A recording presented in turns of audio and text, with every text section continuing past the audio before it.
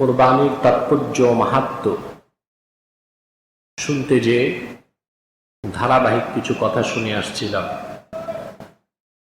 আপনাদের অধিকাংশরই মনে থাকার কথা।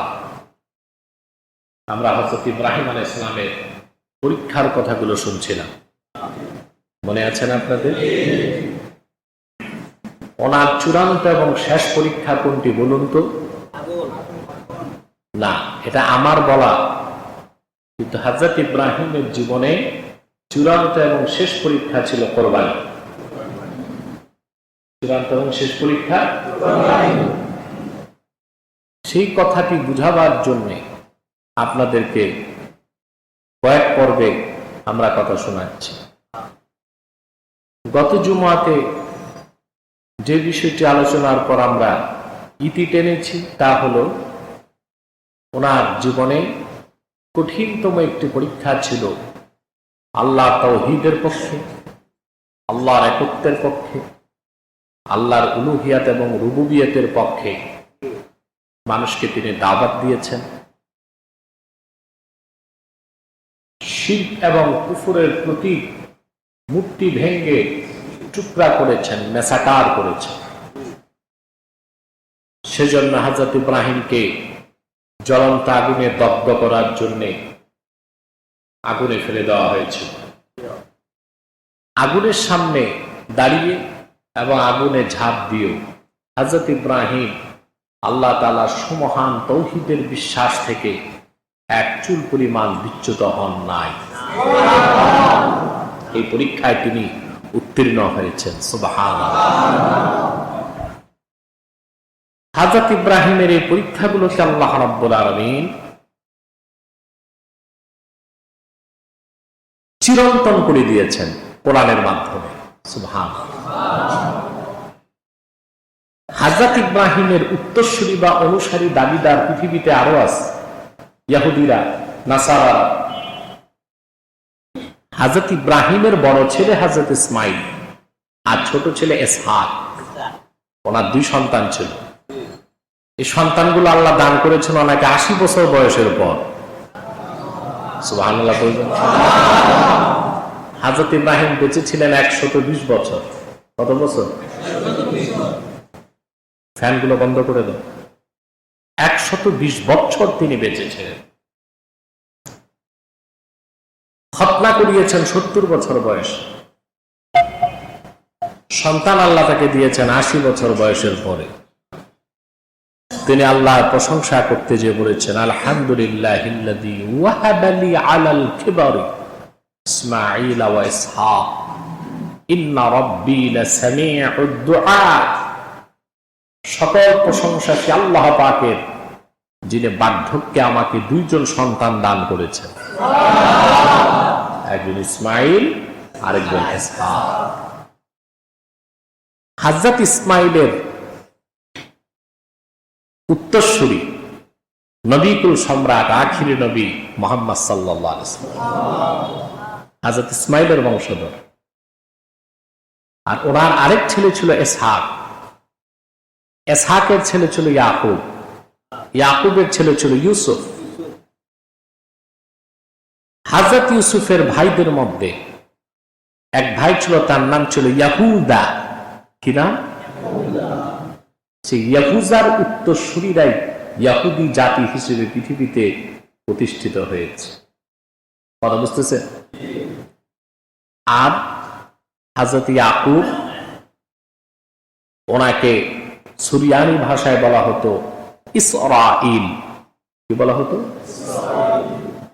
সুরিয়ানি ভাষায় এল মানে আল্লাহকে, স্রষ্টাকে বলা হয় এল। কি বলা হয়? আর ইসরা মানে বান্দা। ইসরাঈল এর মানে আব্দুল্লাহ, আল্লাহর বান্দা। এই জন্য সেই জাতিকে বলা হয় বনি ইসরাঈল। কি বলা হয়? এই বনি ইসরাঈলের প্রথম অংশটি নিজেদের পরিচিত করলে ইহুদি নামে। পরবর্তীতে এই বংশে আসলেন হযরত ঈসা, আর তার অনুসারীরা নিজেদের নাম রাখলো নাসারা, খ্রিস্টান। তার মানে ইহুদি খ্রিস্টানরাও হযরত ইব্রাহিমের উত্তরসূরি, দাবিদার। কথা বলেন। রক্ত বা বংশের সম্পর্ক হলেই উত্তরসূরি হওয়া যায় না, যায়? হযরত নূহ আলাইহিস সালামের ছেলে ছিল কেনান, ঠিক কিনা? হযরত নূহের ঔরসজাত সন্তান, কিন্তু সে ঈমান আনে নাই। এবং বন্যায় যখন, প্লাবনে যখন সব ডুবছিল, এই সন্তানটি হাবুডুবু খাচ্ছিল। হযরত নূহ চেয়েছিলেন সন্তানকে নৌকায় উঠাতে, আল্লাহ পাক ধমক দিয়ে বললেন, সাবধান নূহ, সে তোমার আহাল নয়, সে তোমার উত্তরসূরি নয়। অর্থাৎ রক্তের সম্পর্ক হলেই উত্তরসূরি হবার সুযোগ নেই। ইহুদি খ্রিস্টানরা হযরত ইব্রাহিমের উত্তরসূরি দাবিদার, কিন্তু তারা উত্তরসূরি না। ওই আলোচনাগুলো ঈদের পরে আসবে ইনশাআল্লাহ। কোন অংশে? আয়াতের যে অংশের ব্যাখ্যা রয়ে যাবে। আল্লাহ বলেছেন হযরত ইব্রাহিমকে, ইন্নী জাইলুকা লিন-নাসি ইমামা। ইব্রাহিম, পরীক্ষায় তুমি উত্তীর্ণ হয়েছ, অতএব গোটা মানব জাতির জন্য তোমার এই ইমাম, নেতা বানাবো আমি। নেতার কথা তো রয়েই গেল, ঠিক কিনা? যেহেতু কোরবানি, এইটা শেষ করে আমরা সুযোগ পেলে, আল্লাহ তৌফিক দিলে, সেই কথাগুলো শুনবো ইনশাআল্লাহ। হযরত ইব্রাহিম আবার বলেছিলেন, ক্বালা ওয়া মিন যুররিয়্যাতি, আমার বংশকে আল্লাহ আরো নেতা বানাবা? আল্লাহ বলেছেন, ক্বালা লা ইয়ানালু আহদুজ যালিমিন, যারা মুশরিক কাফের, তোমার উত্তরসূরি হলেও তাদের নেতা বানানো হবে না, নবী বানানো হবে না। কথা বুঝতেছেন? সে কথাগুলো আমরা শুনবো ইনশাআল্লাহ। তাহলে হযরত ইব্রাহিম আল্লাহর পরীক্ষায় উত্তীর্ণ হলেন, ঠিক কিনা? উত্তীর্ণ হয়ে তিনি পরীক্ষা দিতে দিতে আগুনে ঝাঁপ দিলেন, অক্ষত অবস্থায় আগুন থেকে বেরিয়ে আসলেন। এবার কুখ্যাত স্বৈর শাসক নমরুদ, তার বুঝ হয়ে গেছে চাপ ধাপ আর স্টিম রোলার দিয়ে নির্যাতন নিপীড়ন করে আল্লাহর তাওহীদের মহান ঘোষক ইব্রাহিমকে দমানো যাবে না। আমি বলেছিলাম না গত জুমায়, স্বৈর শাসক দুই প্রকার, একটা শোষক আর একটা চোষক। একটা শোষক আর একটা চোষক। আপনার সব মনে রাখেন মাশাআল্লাহ। তবে দুই একজন যারা এসে মসজিদে ঘুমায়, এরা কি রাতে চুরি করে না দারোয়ানি করে আমার জানা নেই। মসজিদে কি ঘুমানোর জায়গা বলেন তো? আর বেশি দুর্বলতা লাগলে হালুয়া খাবেন, পয়সা না থাকলে সালসা খাবেন। প্রিয় সুধী, হযরত ইব্রাহিম, বলছিলাম স্বৈর শাসক কয় প্রকার? একটা শোষক আর একটা। একদল স্বৈর শাসক শোষণ করে খায়, আরেক দল চুষে খায়, শোষণ করে খায়। একটা শোষক আর একটা শোষক। হযরত ইব্রাহিম যখন বেরিয়ে আসলেন, হযরত ইব্রাহিমের এই জ্বলন্ত মর্যাদা দেখে অসংখ্য মুশরিক মুসলমান হয়ে গেল, ওনার উপর ঈমান আনলেন।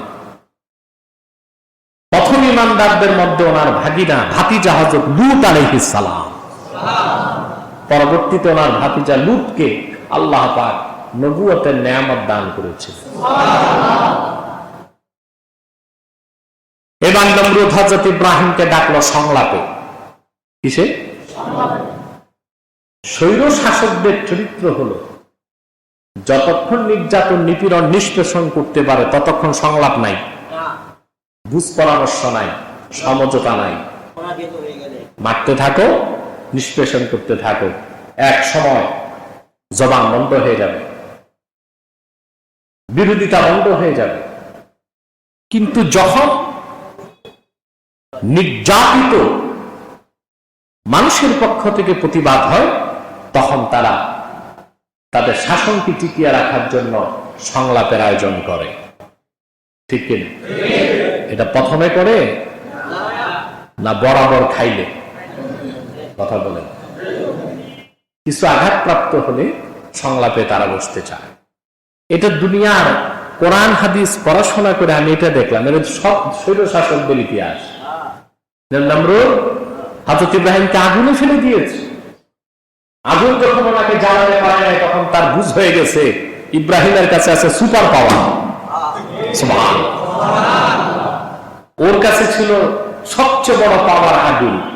ও আগুন পূজা করত, আগুনকে দেবতা মনে করত, খোদা মনে করত। নওয়াজুবিল্লাহ বলবেন।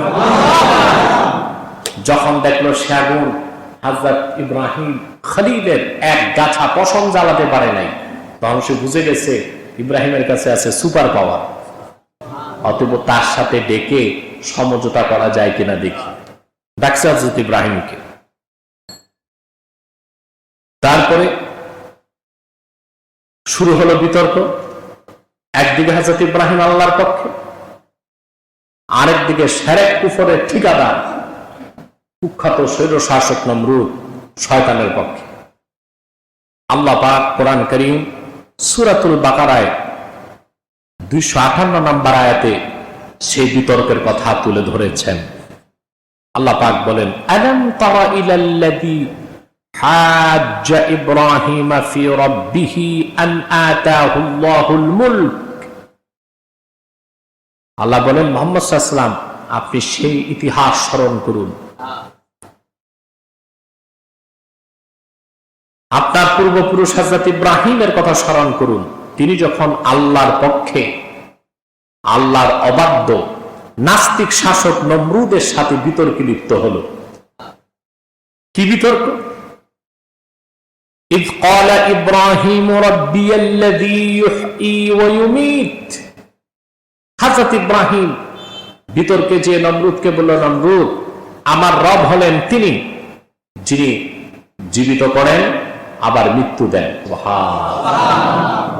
শুধু কি তাই? মৃত থেকে জীবিত বের করেন, জীবিত থেকে মৃতকে বের করেন আল্লাহ পাক। এই দৃষ্টান্ত দেখতে চীন জাপান যাইতে হবে না? আপনার ঘরের কোনাতেও আছে। বলেন তো কি? মুরগি থেকে ডিম, সুবহান, আবার ডিম থেকে, এটা দেখতে কেউ যেতে হবে চীন জাপান না বাড়িতে আছে? এখন তো আপনারা পালেন না, দেশি মুরগি তো নাই, পোল্ট্রি খাইতে খাইতে আপনারাও তো পোল্ট্রি হয়ে গেছে।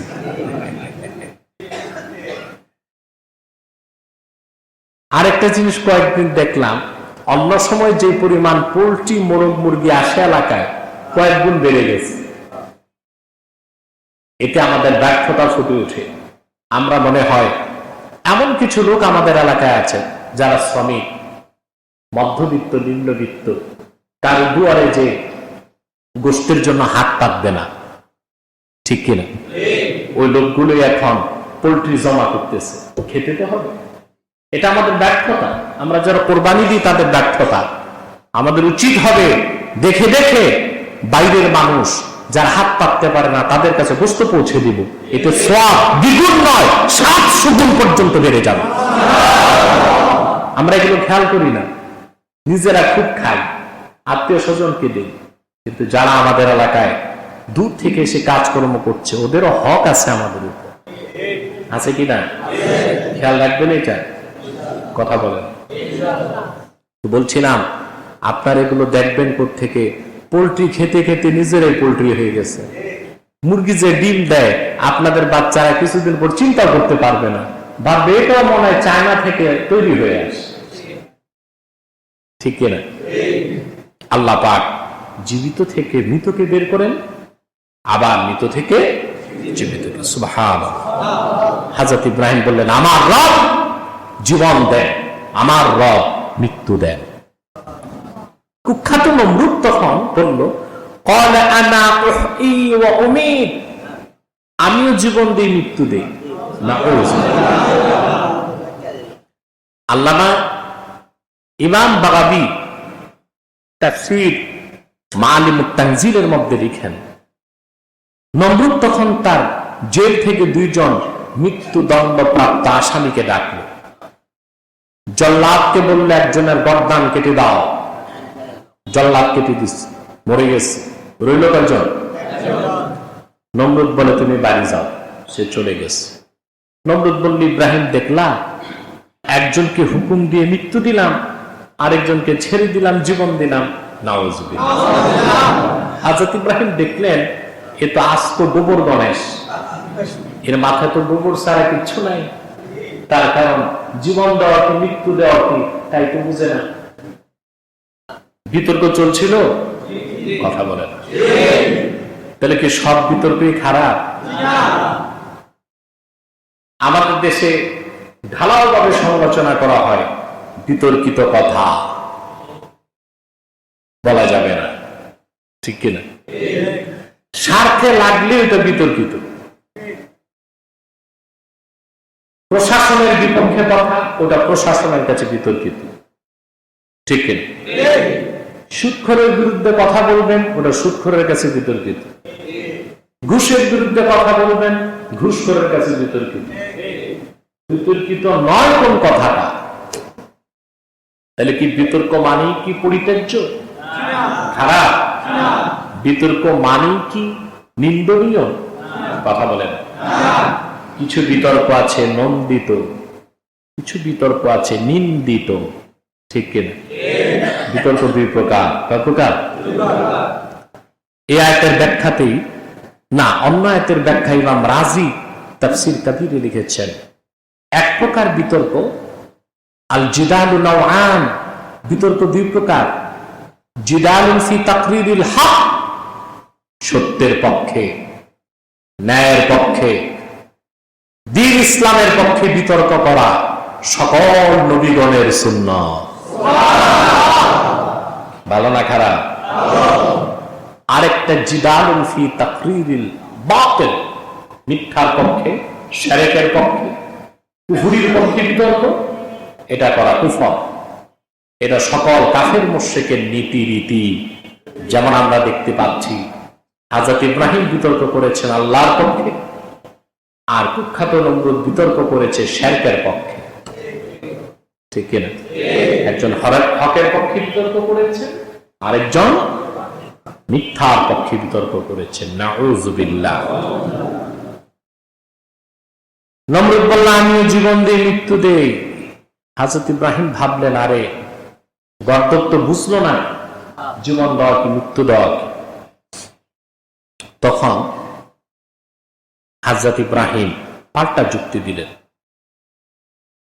قال إبراهيم فإن الله يأتي بالشمس من المشرق فأت بها من المغرب فبهت الذي كفر والله لا يهدي القوم الظالمين। হযরত ইব্রাহিম বললেন, নমরুদ, আমার যিনি রব আল্লাহ রাব্বুল আলামিন, তিনি প্রতিদিন পূর্বাকাশ থেকে সূর্য উঠান, পশ্চিমে ডুবান। তুই যদি রব হবার দাবি করে থাকিস, আমার আল্লাহর পশ্চিমে ডুবানো সূর্যটা পশ্চিম দিক থেকে তুলে দেখা তো দেখি। সুবহানাল্লাহ বলেন। আল্লাহ তাআলা বলেন, বুহিতাল্লাযী কাফার, যে কুফরি করলো সে হতভম্ব হয়ে। এখানে আর তার কোনো কথা নাই। আল্লামা ফখরুদ্দিন রাজি তাফসীর কাবীরে এই আয়াতের ব্যাখ্যায় লিখেন, নমরুদ তো পারল না, কিন্তু সে তো পাল্টা যুক্তি দিতে পারত, ইব্রাহিম, তোমার যিনি রব আল্লাহ তাআলা, তিনিও তো পূব থেকে সূর্য উঠান, তা আমাকে পশ্চিম থেকে তুলতে বলো কেন? পাল্টা উত্তর দিতে পারত, কথা বলো। এই প্রশ্নটি সে করল না কেন? তার দুইটা কারণ। কয়টা? তার প্রথম জবাব ইমাম ফখরুদ্দিন রাজি দিয়েছেন, জ্বলন্ত অগ্নিকুণ্ডে দিনের পর দিন হযরত ইব্রাহিম ছিলেন, আগুন তার একটি পশমকে জ্বালাতে পারে নাই, নমরুদ তার চোখে দেখেছে। এরপরে বিতর্কের ঘটনা, সে বুঝতে পেরেছিল যিনি ইব্রাহিমের রব, আমাদের সবার রব আল্লাহ রাব্বুল আলামিন, যদি জ্বলন্ত আগুনের কুণ্ড থেকে আপন বান্দাকে রক্ষা করতে পারেন, সেই বান্দা বলা মাত্রই আল্লাহ তাআলা পশ্চিম থেকে সূর্য তুলে দিবেন। এতে নমরুদ ভাবলো তার বাকি জারি জুড়িও শেষ হয়ে যাবে, এজন্য সে ভাবছে চুপ থাকাটাই। কেন? নমরুদ তো ছিল রাজনীতি করতো, কি করতো? রাজনীতিবিদদের কূটবুদ্ধি বেশি। কি বুদ্ধি বেশি? ডিপ্লোম্যাসি ওরা বেশি জানে, কূটচাল। কি চায়? এগুলো ছাড়া রাজনীতি করা, ভালো রাজনীতি করা যায়, মানে প্রচলিত ওই যে মানুষকে শোষণ আর চোষণ করার রাজনীতি করা যায় না। ওটার জন্য মাথা অর্ধেক শয়তানের কারখানা হইতে হয়। কতটুকু? অর্ধেক মাথায় শয়তানের কারখানা না, আস্তানা বানাইতে হয়। সে ভাবলে এখন যদি আমি বলি ইব্রাহিমের আল্লাহ তো সূর্য তুলে দিবেন, আগুন ইব্রাহিম জলে নেয়, তা দেখতেই তো কত লোক মুসলমান হয়ে গেছে। আবার পশ্চিমে সূর্য উঠলে বাকি যা আছে আমার পক্ষে সব মুসলমান হয়ে যায়। এর চেয়ে ভালো দ্বিতীয় কারণ ইমাম রাজি লিখেছেন, দুজন ব্যক্তির বিতর্ক চলছিল, একজন আল্লাহর পক্ষে আরেকজন শিরকের পক্ষে। আল্লাহ চাইলেন বিতর্কে তার পক্ষের বান্দা ইব্রাহিম বিজয়ী হোক, সেজন্য নমরুদের জ্ঞান বুদ্ধি মন মস্তিষ্ককে আল্লাহ রাব্বুল আলামিন অবশ করে দিয়েছিল।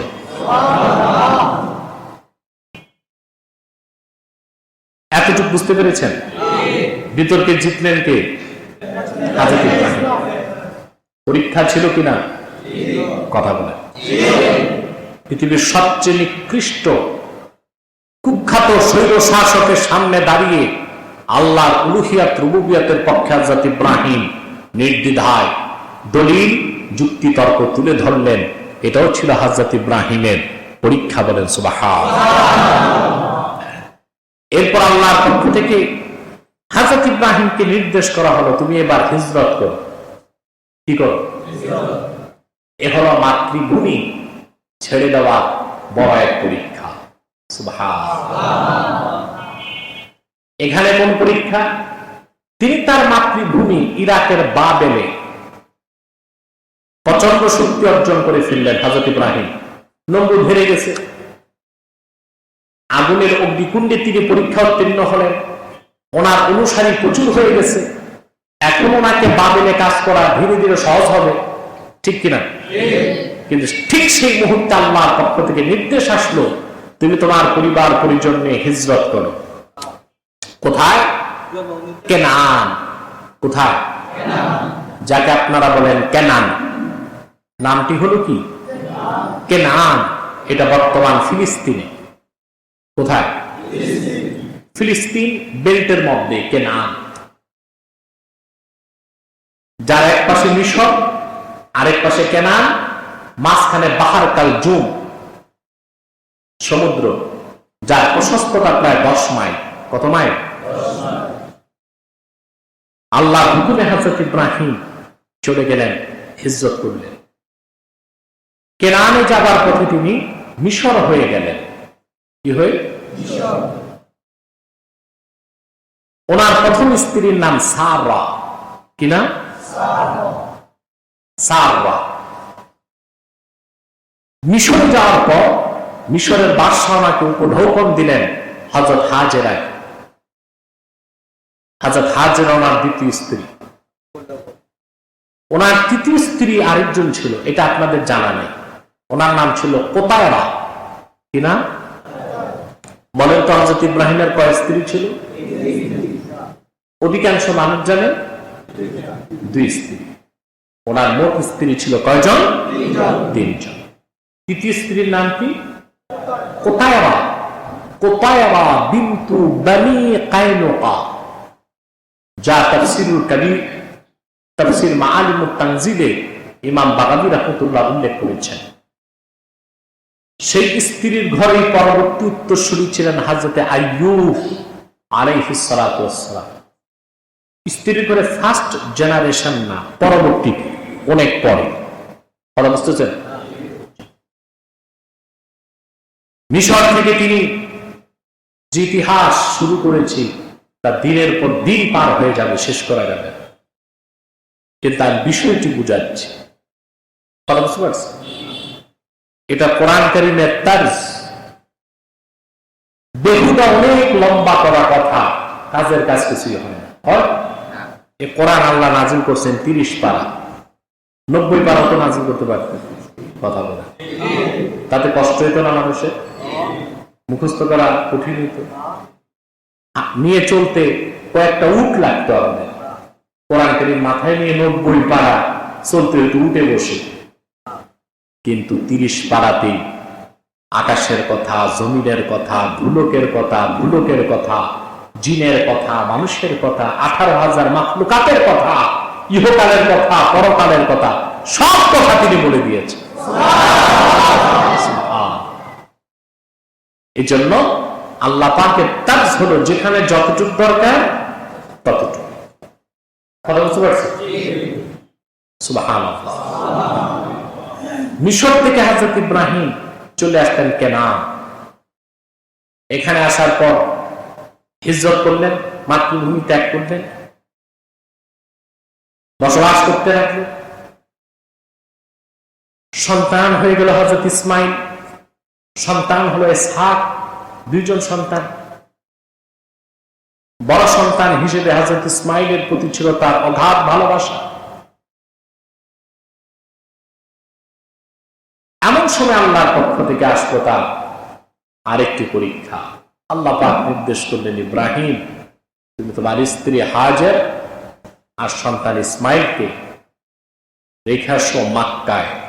কোথায়? মক্কার নাম তখন ছিল বাক্কা। কি ছিল? বাক্কা। কেন?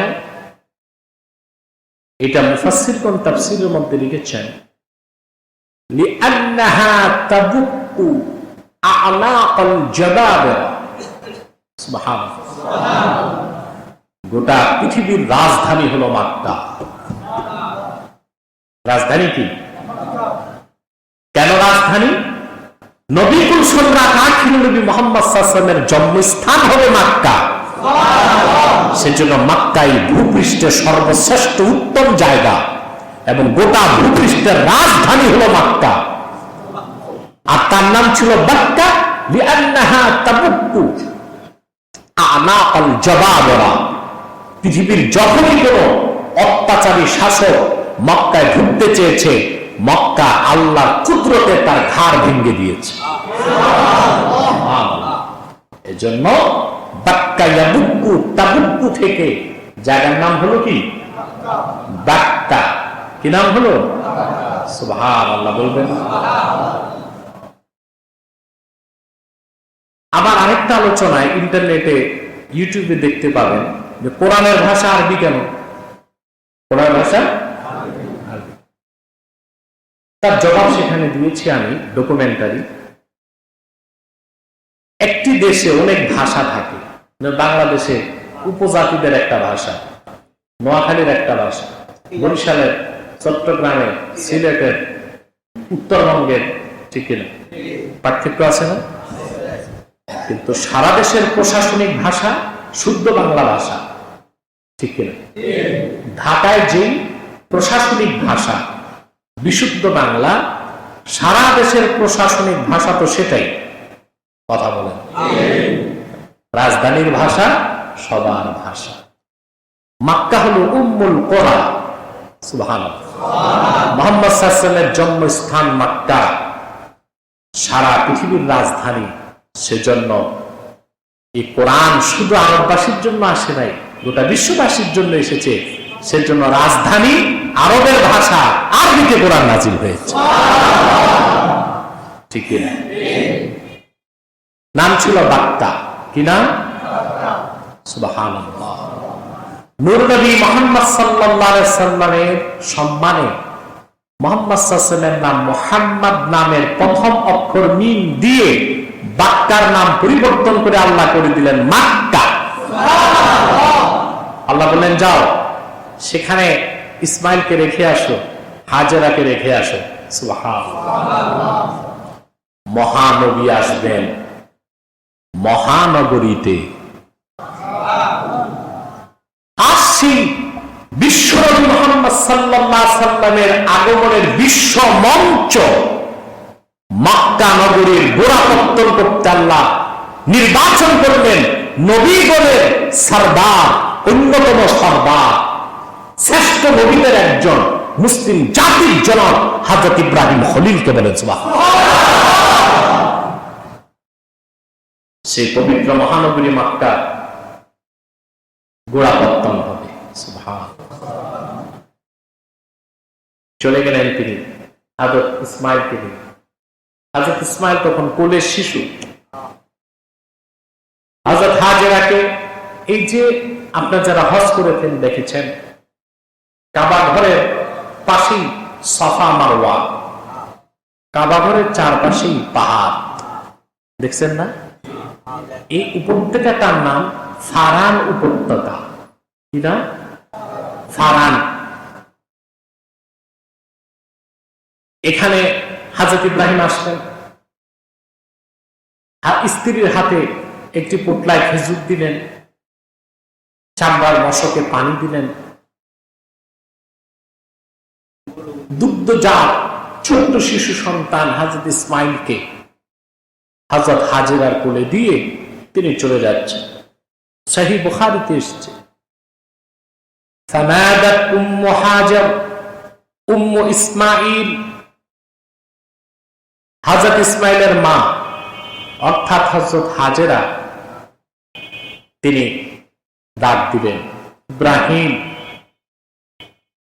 হাদিসে এসেছে ওয়ালাম ইয়ালতাফিত ইলাইহা, তিনি স্ত্রীর দিকে ডাক দেবার পর একটু তাকালেন না। দ্বিতীয়বার ডাক দিলেন। তৃতীয়বার ডাক দেওয়ার পর হযরত হাজের বললেন, ইব্রাহিম, সিদ্ধান্ত আপনার ব্যক্তিগত না আল্লাহর পক্ষ থেকে?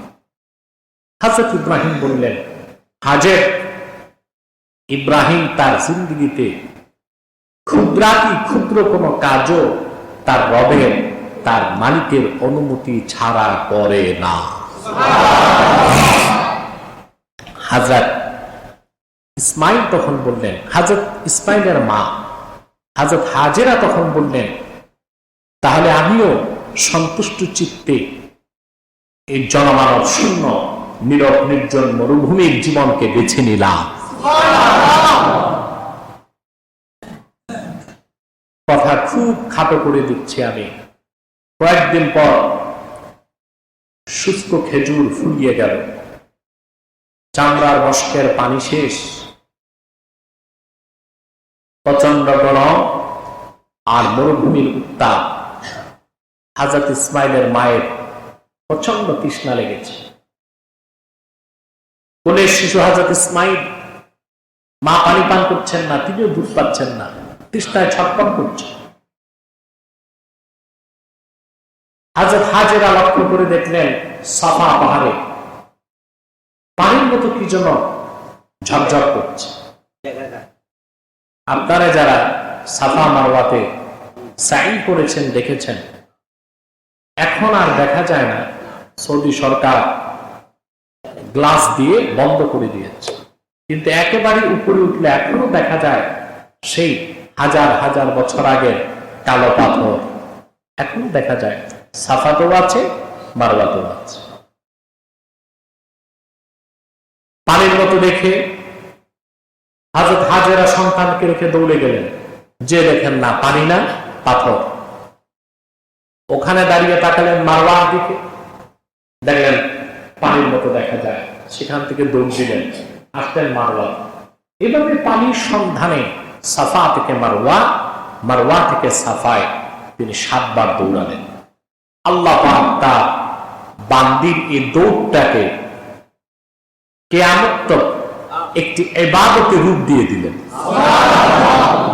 যারা হজ করবে আল্লাহ পাক বলে দিলেন, এই সাফা মারওয়ায় দৌড়ানোটা তাদের জন্য আল্লাহ ওয়াজিব করে দিলেন। বলেন সুবহানাল্লাহ, সুবহানাল্লাহ। আল্লাহ পাক কোরআনে বলেছেন, ইন্নাস সাফা ওয়াল মারওয়াতা মিন শাআইরিল্লাহ। সাফা মারওয়া আল্লাহর অনুপম নিদর্শন সমূহের মধ্যে অন্যতম নিদর্শন। বলেন সুবহানাল্লাহ। সম্মানিত শুধু ব্যর্থ মনোরথে ফিরে আসতেন তিনি সন্তানের খবর নিতে, বেঁচে আছে তিনি। এসে দেখেন হযরত ইসমাইল পানির যন্ত্রণায় ছটফট করছে, শক্ত পাথুরে মাটিতে তার পা নিক্ষেপ করছে। সুবহানাল্লাহ। পায়ের আঘাত যেখানে লাগলো ওখান থেকে আল্লাহ তাআলা মাটি বিদীর্ণ করে স্বচ্ছ পানির ঝর্ণা সৃষ্টি করে দিলেন। পানির প্রস্রবণ তৈরি হয়ে তা ছড়াতে লাগে। হযরত হাজেরার ভাষা ছিল সুরিয়ানি, তিনি সুরিয়ানি ভাষায় বলতে লাগলেন, জম জম, থামো থামো। পানি নির্ধারিত সীমানায় থেমে গেল। হযরত হাজেরা পানি পান করলেন, সন্তানকে পানি পান করান। তা তো দেখতে পানি, তা তো পানি না। সুবহানাল্লাহ। জমজম কি নিছক পানি? বুখারীতে হাদিস এসেছে, আল্লাহ রাসূল সাল্লাল্লাহু আলাইহি ওয়াসাল্লাম ইরশাদ করেছেন, মাউ জামজামা লিমা শুরিবা। মুমিন ব্যক্তি যে নিয়তে জমজম পান করবে তার সেই নিয়ত পূরণ হয়ে যাবে। যে রোগের জন্য জমজম পান করবে সেই রোগ আল্লাহ তাআলা ভালো করে দিবে।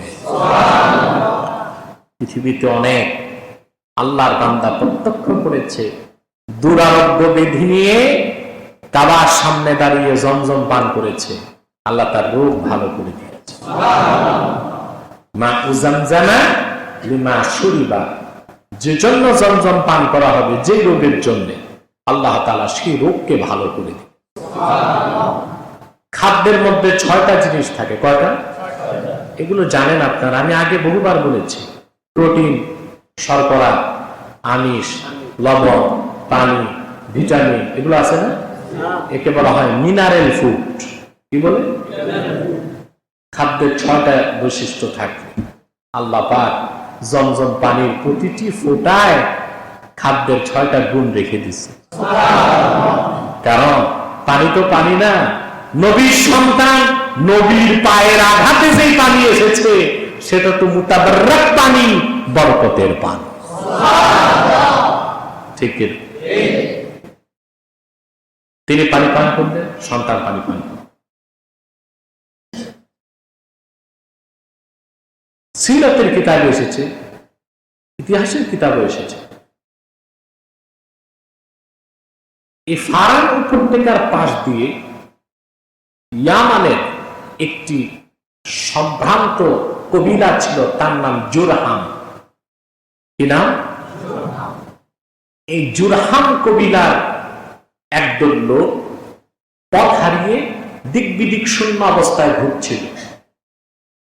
তাদের পানি ফুরায় গেছে। মরুভূমিতে পানি শেষ হয়ে গেলে পথ হারাতে হবে, এতে কোনো সন্দেহ নেই।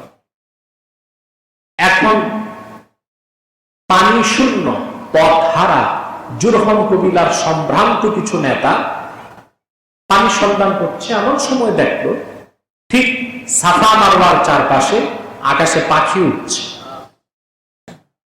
পাখি উড়ার মানে নিচে পানি আছে। কি আছে? তারা তখন সাফা মারওয়া পাহাড়ের অংশ পার হয়ে এপার এসেই দেখলো বর্তমান কাবাগরের একদম কাছে পানির একটি ঝর্ণা, পানির একটি কূপ। সেখানে পাশেই বসে আছেন স্বর্গীয় চেহারাধারী এক পুণ্যবতী নারী, আর তার কোলে সুবহানাল্লাহ একটি দুগ্ধজাত বাচ্চা, ফুটন্ত গোলাপের মতো সুন্দর, যার মুখে পূর্ণিমার চাঁদের হাসি। হযরত ইসমাঈল। সুবহানাল্লাহ। তারা সে বুঝতে পারল জনমানব শূন্য এই নির্জন এলাকায় এই মহিলার বসে থাকা, ছোট্ট বাচ্চাটি কোলে থাকা, আর পাশে পানির কূপ, মরুভূমিতে যা কল্পনাও করা যায় না। এখানে নিশ্চয়ই কোনো রহস্য আছে, আল্লাহর কুদরত আছে। তারা হযরত হাজেরার অনুমতি নিয়ে পানি পান করল। পথহারা, অবসাদগ্রস্ত, ক্লান্ত এবং শ্রান্ত দেহমন নিয়ে তারা যখন জমজম পানি পান করল, প্রতি ঢোক পানি তাদের ক্লান্তি অবসাদ দূর করে, ক্ষুধা তৃষ্ণা নিভিয়ে যেন তাদেরকে নতুন জীবন দিয়ে দিল। হযরত হাজেরার কাছে তারা বলল, মা আপনি তো একা, আমরা ইয়ামানে ফিরে যাব না, আপনি অনুমতি দিলে আমরা আপনার প্রতিবেশী হতে চাই। সুবহানাল্লাহ। তিনি অনুমতি দিলেন, সাফা মারওয়ার চারপাশে তারা ঘর বাড়ি বানাতে লাগলো। তাদের বাড়ি ঘর হলো, খেজুর বাগান তারা করলো। হযরত হাজেরাকে তারা সাইয়্যেদা, নেত্রী মানতে লাগলো, জনপদের নেত্রী। সুবহানাল্লাহ, সুবহানাল্লাহ। তিনি উম্মত জননী। উম্মত জনককে, মিল্লাতের জনককে, আর মিল্লাতের জননী সুবহানাল্লাহ বলবেন। তারা খেজুর চাষ করতে লাগলো, বছরে একটি অংশ হযরত হাজেরাকে দিতে লাগলো। ধীরে ধীরে হযরত ইসমাইল বড় হতে লাগলো। কত বড়? কোরআন কারীমে আল্লাহ তাআলা বলছেন, ফালাম্মা বালাগা মাআহু সা'ই। তিনি যখন এতটুক বড় হলেন, তিনি দৌড়াদৌড়ি করতে পারেন। কি করতে পারেন? কোন তাফসীরে দিয়েছে বয়স যখন 7 বছর হলো, তাফসীর কুরতুবীতে এসেছে বয়স যখন 13 হলো, কোন তাফসীরে এসেছে বয়স যখন 18 হলো। সবগুলো মতকে সামনে রেখে আমি দেখলাম সবচেয়ে গ্রহণযোগ্য মত হলো ওনার বয়স যখন হয়েছিল 13 বছর। কত? 7 থেকে 13। 7 থেকে এই বয়সেই তো বাচ্চারা দৌড়ায়। বুড়া মানুষ দৌড়ায়? দৌড়ায় বিপদে দৌড়ে। বৃষ্টি আসলে বুড়া মানুষ মুরগি টুকরি উঠাই দৌড়তে। আমাদের দেশের লোক ভয় পায় বৃষ্টিকে, ভিজে গেলে ঠান্ডা লাগবে, সর্দি লাগবে। আর এখন করোনার সময় বৃষ্টি তো মানুষের কাছে অ্যাসিডের মতো ভয়ঙ্কর জিনিস। বৃষ্টি ভিজে না, কেউ হাঁচি দিলে, স্বামী হাঁচি দেয়, বউ দৌড় দেয়।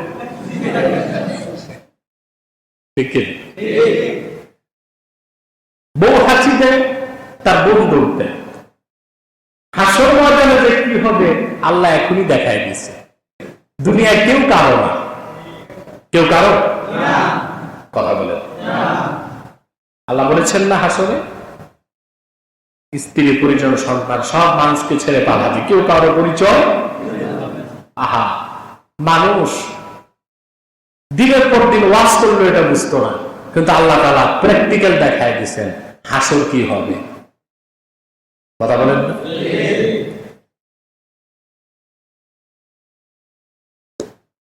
হযরতে হাজেরা তিনি তার কিছু অনুমতি দিয়ে হযরত ইসমাইলের বয়স প্রায় 13 হয়ে গেল। কত? আল্লাহ বয়স উল্লেখ করেন, বললেন যখন তিনি দৌড়াদৌড়ির বয়সে পৌঁছলেন। কিসে পৌঁছলেন? সুবহানাল্লাহ। আল্লাহ একটা বয়স উল্লেখ করতে পারতেন, কেন করলেন না? এখানেও রয়েছে বিরাট একমত। কি রয়েছে? কারণ বনী ইসরাইল যারা ইহুদি অবিশ্বাসী, বয়সের কথা বললে তারা বলতো যে আমাদের কিতাব তাওরাতে আছে এত বয়স, খ্রিস্টানরা বলতো ইনজিলে আছে এত বয়স। দেখা যেত তারা একটা বেহুদা বিষয় নিয়ে বিতর্কে লিপ্ত হয়ে মূল উদ্দেশ্য থেকে দূরে সরে যেত। কথা বুঝেন না? এর জন্য আল্লাহ তাআলা অনর্থক কোনো কিছুই কোরআনে নাযিল। কথা বুঝতেছেন? হযরত ইসমাইলের বয়স যখন হয়ে গেল প্রায় 13, এমন সময় হযরত ইব্রাহিম আবার ফিরে আসে। এসে তিনি অবাক হয়ে গেলেন। জনমানবহীন নির্জন মরু প্রান্তরে গড়ে উঠেছে এক সুসভ্য মহানগরী, যেখানে মানুষের কোলাহল, খেজুরের সুশোভিত বাগান, অসংখ্য নরনারী, মানুষের জোয়ার। গোটা জনপদের কর্তৃত্ব নারী স্ত্রী হাজেরার হাতে। খুঁজতে লাগলেন কলিজার টুকরা সন্তান ইসমাইল কোথায়। ছোট বাচ্চাটি দৌড়ে এসে বাপকে জড়িয়ে ধরল। হযরত ইব্রাহিমের ভালোবাসা ইসমাইলের জন্য যখন ইব্রাহিমের কলিজায় ভালোবাসার সমুদ্রে ঢেউ সৃষ্টি হয়ে গেল, আল্লাহর পক্ষ থেকে আসলো চূড়ান্ত পরীক্ষা। স্বপ্নে হযরত ইব্রাহিমকে দেখালেন তিনি প্রিয় বস্তু কুরবানি করেন। প্রিয় বস্তু আগামীকালই তো ঈদ, কথা বলেন, হ্যাঁ?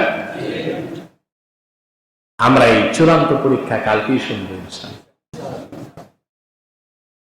আজ এই করোনা পরিস্থিতির কারণে ঈদ উল ফিতর আপনাদের সাথে করেছি, ঈদ উল আজহাও করতে হচ্ছে।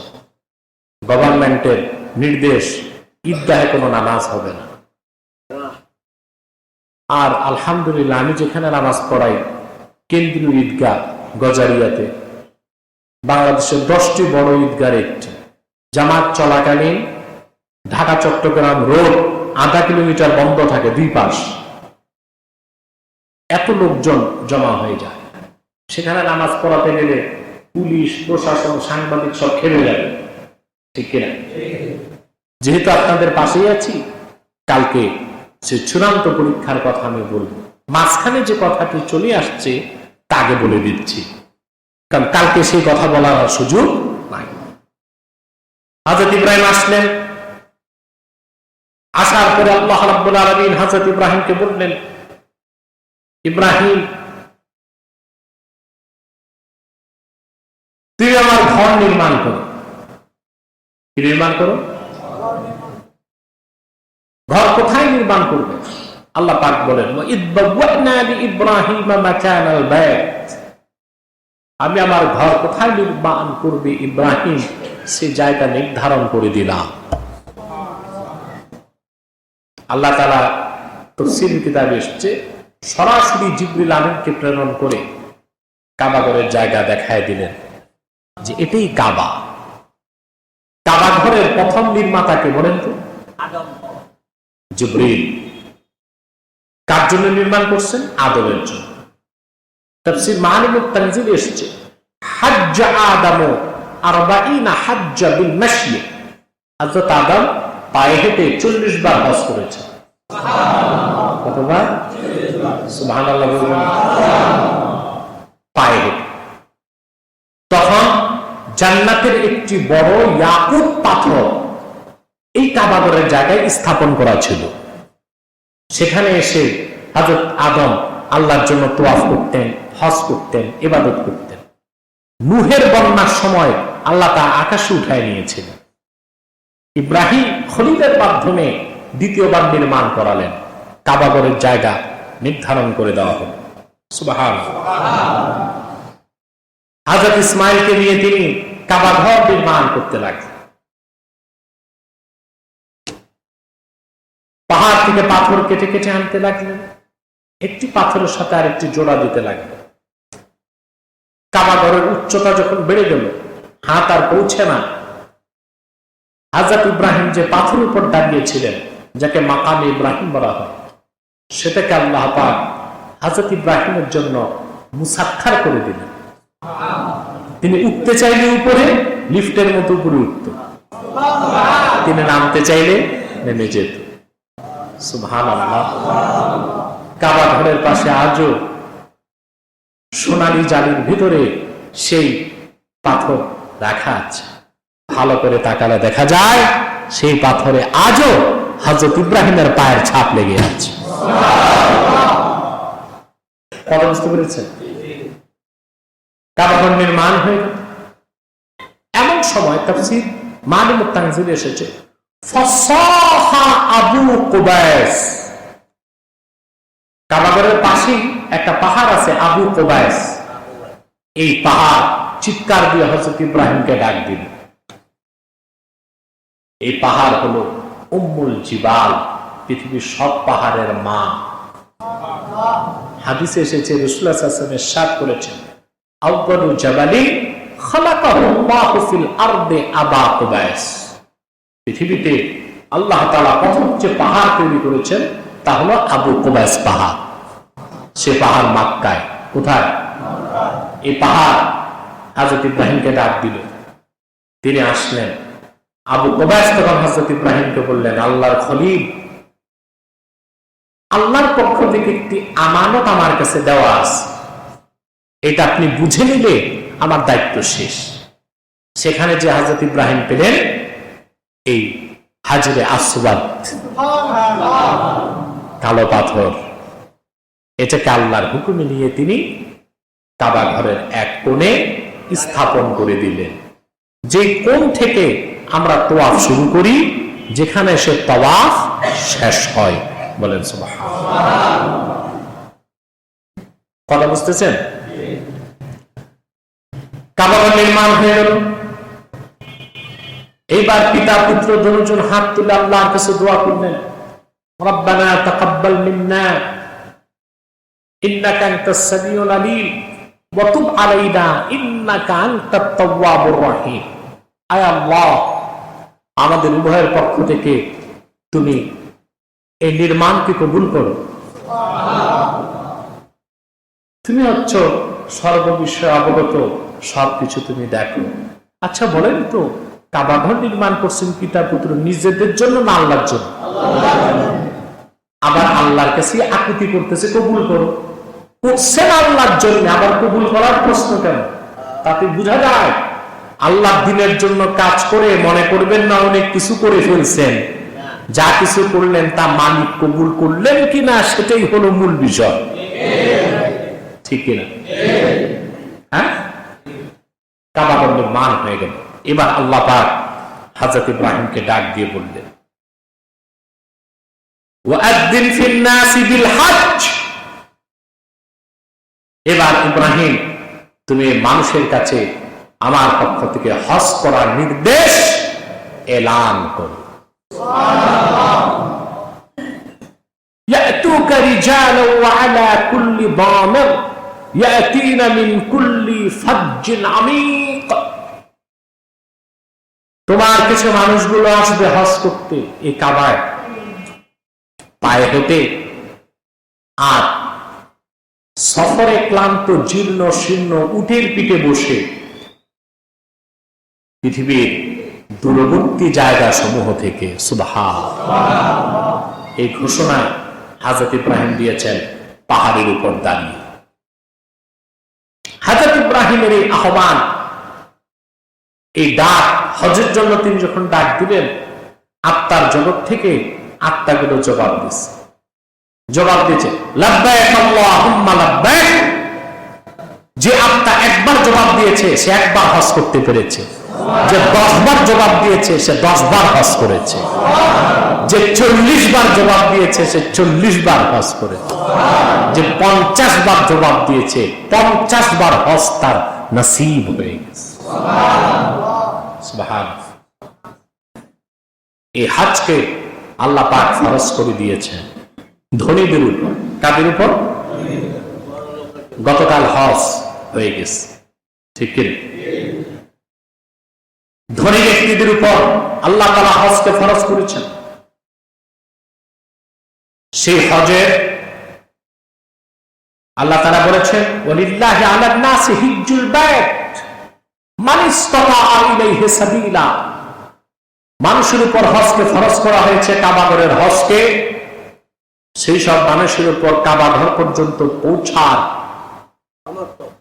সক্ষমতা যাদের আছে। সুবহানাল্লাহ। তো কাবা ঘরে যেতে পয়সা লাগবে না?